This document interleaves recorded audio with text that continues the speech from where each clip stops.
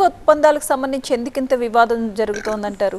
అంతే అంతే దాన్ని ఏదో ఒకటి తీసుకురావడము వాళ్ళతో చెప్పడం తప్పిస్తే ఇప్పుడు విద్యుత్తులో కూడా ఆ రోజు వీళ్ళు ఉన్నారు కదండి, మరి 14 కన్నా ముందు వీళ్ళు కూడా ఉన్నారు కదా, మరి వీళ్ళు ఎందుకు ఇవ్వలేరు 24 గంటలు? లేదు 8 గంటల కరెంట్ అన్నారు, 8 గంటల కరెంట్ ఎందుకు ఇవ్వలేరు? 9 గంటల కరెంట్ అన్నారు, 9 గంటల కరెంట్ ఎందుకు ఇవ్వలేరు? అక్కడ కూడా డిస్టర్బెన్స్ జరిగింది కదా. మోటార్లు అంటకపోయిన మాట నిజం కదా, రైతులందరూ కూడా మర్చిపోయినరా? అయితే ఆ విధంగా ఇచ్చిన దాన్ని ఏదన్నా ఒక తీరుగా బదనాం చేయాలి. కరెంటు ఎక్కువ రేటు కొన్నారు, లేకుంటే ఆ ఒప్పందం కరెక్ట్ కాదు, ఆ ఒప్పందం మీద ఒక కమిషన్ వేసేసి, ఇప్పుడు ఎంత చిల్లి మేడం అంటే కమిషన్ వేస్తే ఆ కమిషన్ మీద హైకోర్టులో న్యాయ పోరాటం చేస్తుంటే దాన్ని కూడా తప్పుపడుతున్న పరిస్థితి ఉన్నది.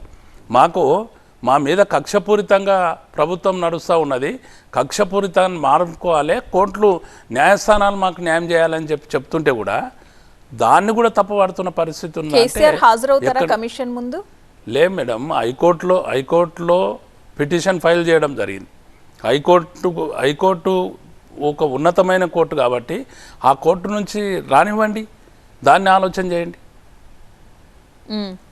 సో క్షేత్రస్థాయిలో బీఆర్ఎస్ నిర్మాణం సరిగా లేకపోవడం వల్లే ఇంత ఘోర ఓటమి పాలైంది అని అంటున్నారు. అలాగే లోక్సభ ఎన్నికల్లో కూడా ఒక్క సీటు కూడా సాధించుకోలేకపోవడానికి కారణమైంది అంటున్నారు. ఏం విశ్లేషించుకున్నారు పార్టీలో అంతర్గతంగా? ఇప్పుడు లోక్సభ ఎన్నికల కాడికి వస్తే ఇంతకుముందు ముఖ్యమంత్రి గారు కూడా టీవీలో మాట్లాడుతున్నాడు, ఢిల్లీలో ఉన్నారు.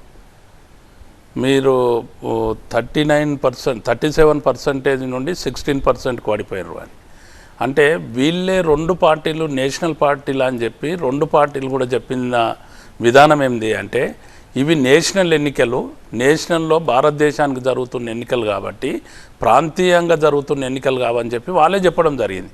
ప్రజలు కూడా ఒక రకంగా అదే ఆలోచన చేసి ఆ విధంగా జరిగిన పరిస్థితుల్లో జరిగింది. కానీ ఒకవేళ ఇప్పటికిప్పుడు కూడా మొన్న కూడా మేము స్పష్టం చేయడం మా పార్టీ మీటింగ్ అయితే కార్యకర్తల మీటింగ్లో మాట్లాడితే కూడా ప్రతి ఒక్క కార్యకర్త అంటూ ఉన్నారు, ఇప్పటికిప్పుడు 6 నెలల ఎన్నికలు జరిగితే కూడా కేసీఆర్ గారు మళ్ళీ ముఖ్యమంత్రి కాబోతున్నారు అనే పరిస్థితికి ఇప్పుడున్న పరిస్థితి ఆ విధంగా వచ్చింది.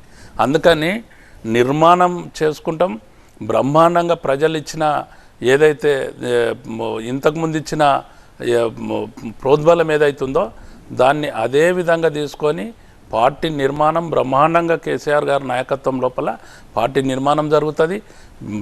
తెలంగాణ ఉద్యమంలో పోరాటం చేసిన పోరాట యోధులు ఉన్నారు, ఉద్యమ పార్టీ మాది, ఎంతోమంది యువకులు ఉన్నారు. అందరిని కూడా నూతన ఉత్సాహంతో పార్టీ రేపొద్దున నిర్మాణం కాబోతూ ఉంది.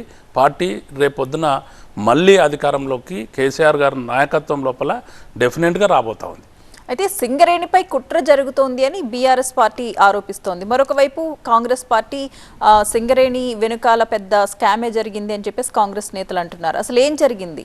ఇప్పుడు కాంగ్రెస్ పార్టీ వాళ్ళకు ఒకటి నోరు తెరిస్తే స్కామ్ తప్పిస్తే ఇంకోటి లేదు.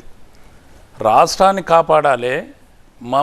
మా మాజీ ముఖ్యమంత్రి గారు మా పార్టీ అధినేత చాలా క్లియర్గా చెప్పిండు, ఎన్నికల లోపలనే చెప్పిండు, బీజేపీ పార్టీ అధికారంలోకి వస్తే డెఫినెట్గా మన సింగరేణి గన్ల మీద సింగరేణిని కూడా ప్రైవేటీకరణ చేసే లోపల భాగంగా వాళ్ళు ఆదానికి అంబానీ గారికి అప్పచెప్పడం జరుగుతుంది.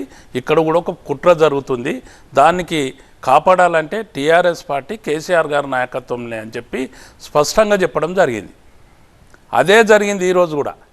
వీళ్ళిద్దరు కూడా ఏకమయ్యేసేసి అక్కడ ఏదైతే టెండర్స్ పెట్టడం జరిగిందో అక్కడ టెండర్స్ పెట్టి అక్కడ జరుగుతున్న దాని లోపల ఇద్దరి కుట్ర కూడా ఉన్నది.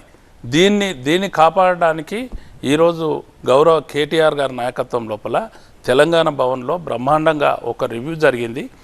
తప్పకుండా మేము అడ్డుకుంటాం, తప్పకుండా మా ప్రాంతం లోపల ఉన్న వనరులను కాపాడుకుంటాం, సింగరేణిలో ఉన్న ప్రతి కార్మికుని కాపాడుకుంటాం, ఆ ప్రాంతాన్ని కాపాడుకుంటాం. మన దగ్గర ఉన్న ఖనిజ వనరులను ఎక్కడ దోపిడీకి గురైతే ప్రైవేటీకరణ పేరు మీద దోపిడీ జరిగితే ఎక్కడ కూడా ఊరుకునే మాట లేదని చెప్పి మేము స్పష్టం చేసాం మా పార్టీ.